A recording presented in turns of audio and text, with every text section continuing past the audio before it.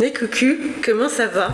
Bon. Ouais, alors, ça bouscule encore un peu.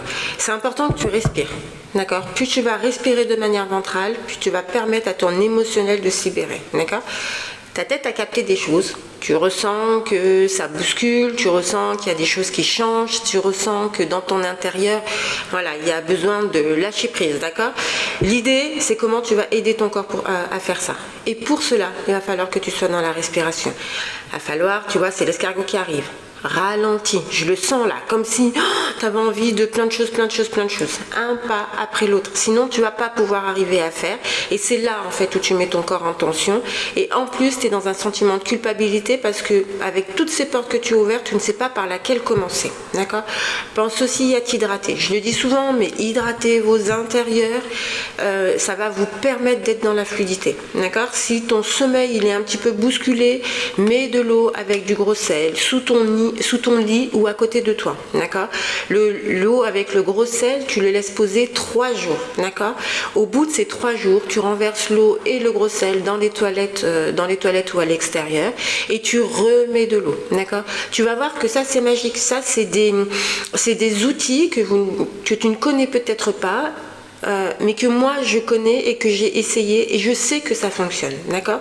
Le sel va permettre de fluidifier ton intérieur, d'accord, pour que ce soit un petit peu plus smooth, et le sel va venir absorber ce que ton corps a du mal à lâcher, d'accord? Pense aussi à t'hydrater, c'est hyper important. Tu vas voir que ça va permettre aussi de calmer ton corps. Moins ton corps est en tension, plus ton corps peut t'accompagner, d'accord? Allez, vous savez que ça va bien se passer. Vous savez que ça va bien se passer. L'idée, c'est comment tu vas pouvoir te dire que ce qui est en train de se passer, il y a une transformation. Ce que tu ressens dans ton corps, c'est peut-être dur pour toi aujourd'hui, mais tu sais que tu vas en sortir de ça, parce que déjà tu entends mes tendances magiques, je te donne des petits conseils, et tu sais que c'est lié à la transformation, d'accord? Tu es un être qui s'éveille à autre chose. Le serpent.